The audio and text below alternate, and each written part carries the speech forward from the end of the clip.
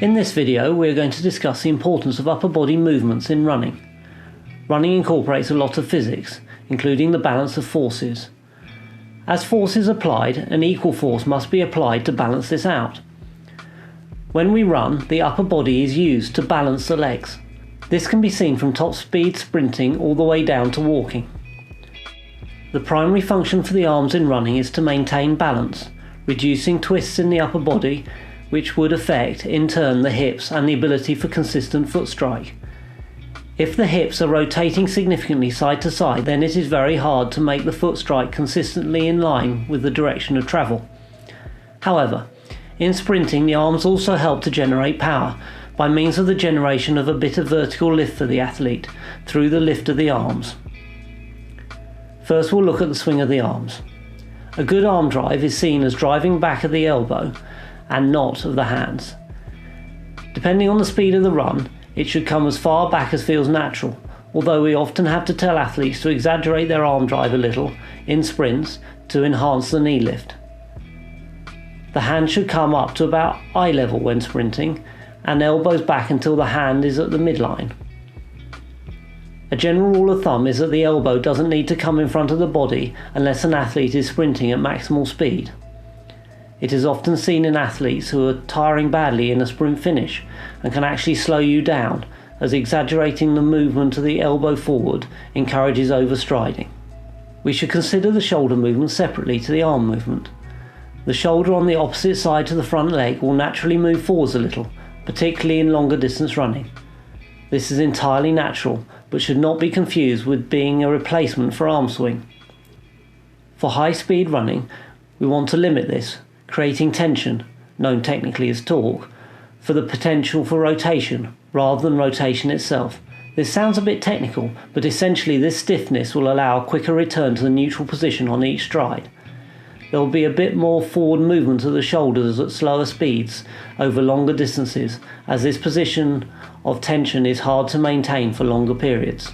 Therefore, there might be a slight forward and backwards rotation of the shoulders, more so in distance runners, but any excess rocking from side to side or rotational movement is ineffective and wastes energy, and it can be a sign of injury or imbalances in the body. Excessive rotational movement can be a sign of weakness in the pelvis and hip region, where this hip area is unable to balance out the leg movements, and therefore the forces are translated into greater upper body rotations. Relaxation of the upper body is also very important. Tension here causes restrictions throughout and wastes energy that could be used to run faster. It is used instead to keep muscles locked and tense that don't need to be. Relaxation starts from the hands. This translates through the shoulders and neck, allowing strong and unrestricted movements. In a previous video we talked about athletes learning to run relaxed by holding raw eggs as they go. Returning to the idea that our arms balance our legs, it is key to think about one side of the body. For example, when the left leg comes in front of the body during running, the left arm is used to balance out this force by driving it back and stop any rotations. If we run without the use of our arms, you can see how much rotation occurs. Once we see this, we know the arms are important for keeping everything moving in one plane and avoiding excessive lateral movement. This keeps the hips square and therefore keeps the legs perpendicular to the surface we're running on. If excess rotation is generated by the upper body, we are not creating torque, but actual rotations, which lead to a slower, more languid looking stride. It is slower and more difficult to create a consistent foot strike, although, as discussed, it is less fatiguing for the athlete who doesn't have a strong core or torso. The arm movement should reflect the action of the leg. The arm should be bent and driven back from the elbow. As we sprint faster, the knee drives harder, and this must be reflected in the arm movement. Conversely, we can use the arm drive to create a better knee lift, and consequently the ability to create more forces with the legs, which you can see from the previous video we did on the relationship between speed and knee lift. There are a few different reasons for ineffective rotation of the upper body. As normal with things like this, it will either be a lack of coordination due to not understanding the movements wanted or not being able to perform them, a lack of mobility, which is pretty unusual in the upper body, or a lack of strength. This can be helped by the athlete consciously thinking about the points discussed in this video and to practice the correct technique with someone watching, ideally a coach who knows what they're doing. If you don't have access to a knowledgeable coach, we can help you with our video analysis tools. Drop us a message on our social media or email to get in touch. Conditioning is also important. A good exercise is running arms with very light weights. This is best done in front of a mirror. The combination of added resistance and the visual cue helps the athlete to establish good upper body movements in a gym setting. Doing this just once a week will set good habits and quickly translate to the normal running action. Alternatively, and more often, rotation of the upper body can be the result of muscle weaknesses further down the body, in particular a result of weak glutes, specifically, often, the glute medius muscle, which runs across the top of the pelvis. This muscle helps pull the body outwards.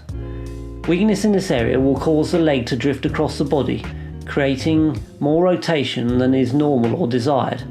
The upper body will need to balance this out, resulting in bad and ineffective excess shoulder rotation.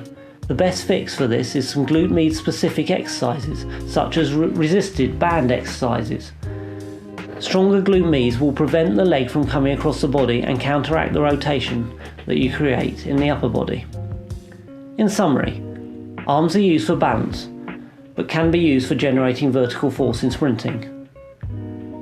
We want to minimize any unnatural shoulder rotation or rocking. A good arm drive is from the elbow, not the hands.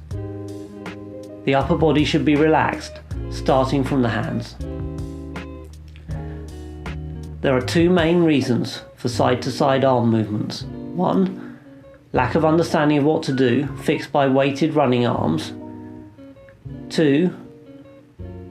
Glute weakness, fixed by resisted band exercises or similar.